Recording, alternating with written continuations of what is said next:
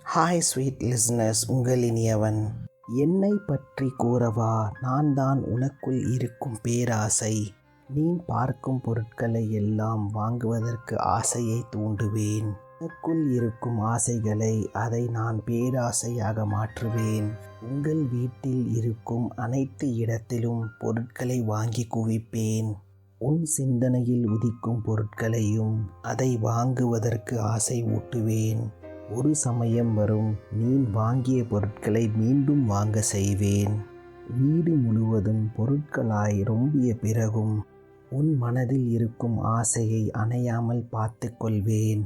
ஒரு சமயம் வரும், அதில் வீடு மாற்றும் நிலையும் வரும். அப்பொழுதுதான் உண்மையில் நீ சிந்திப்பாய், என்ன செய்வேன் இத்தனை பொருட்களை வைத்து கொண்டு.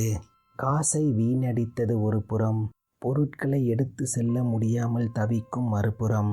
இப்படியெல்லாம் உங்கள் வாழ்க்கையிலும் நடக்கும் முன்பே விழித்திடு நண்பா. உங்கள் ஏகே.